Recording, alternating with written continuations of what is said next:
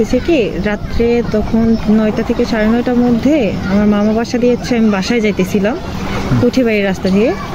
তো যাওয়ার পথে কুঠিবাড়ি আর কি মাঝ রাস্তার মধ্যে বিল্ডিং এর ওইখান থেকে কি একটা রিক্সা চালক পিছু নেয়, আমাদের ভ্যান চালক।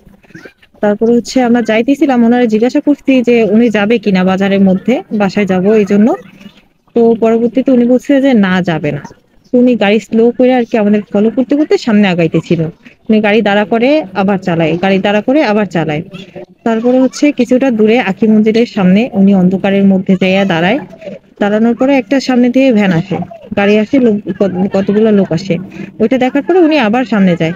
সামনে যাওয়ার পরে সামনে একটা কালমাট আছে, ওইখানে যে আবার দাঁড়ায়। দাঁড়ানোর পরে উনি আবার সামনে থেকে আরো কয়েকটা গাড়ি আসে পিছন থেকে। ওইটা দেখার পরে উনি আবার গাড়িটা স্টার্ট করে। করার পরে এসিলি স্কুলের গেটের একটু এই সাইডে যে অন্ধকার জায়গাটা, ভাঙা একটা বিল্ডিং এর এই সাইডে, ওইখানে যাই উনি অন্ধকারে আবার দাঁড়ায়। দাঁড়ানোর পরে হচ্ছে সামনে দিয়ে একটা গাড়ি আসতেছিল, ওই গাড়িটা আমাদের ওভারটেক করার পরে আমার সাথে হচ্ছে ছেলে ছিল একটা বাচ্চা।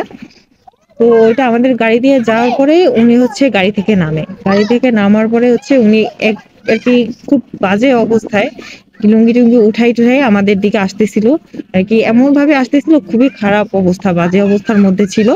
দেন আমি হচ্ছে ওই গাড়ি চালকদের ডাক দিতেছিলাম, উনি এটা আঙ্কেল আঙ্কেল বলে ডাকতেছিলাম।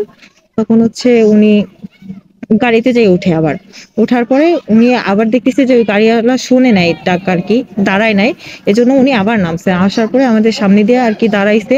দাঁড়াইয়া আর কি খুব বাজে ভাবে আর কি, খারাপ ভাবে ইঙ্গিত দিতেছিল আর কি। এমন ভাবে আসতেছিল জানি হয়তো বা উনি কি না কি করে। পরে হচ্ছে সামনে দিয়ে আর একটা গাড়ি আসতেছিল, কিছু লোক আসতেছিল, তাদের ডাক দিলাম। উনি তাড়াহুড়ো করে গাড়িতে উঠা উনি তাড়াতাড়ি করে গাড়ি চালায় চলে গেছে।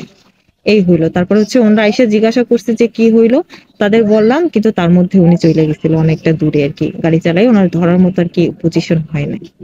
এই, আমি চাই নেক্সট টাইম যেন এরকম আরো অন্য কোনো মেয়ের সাথে বা কোনো মা বোনদের সাথে এরকমটা না হোক। আমি চাই যেন ওই লোকটা খুব শীঘ্রই উনি ধরা পড়ে, ওনার একটা সুস্থ বিচার এটা চাই, যাতে উনি অন্য কারোর সাথে এরকমটা করার সাহস আর না পায়।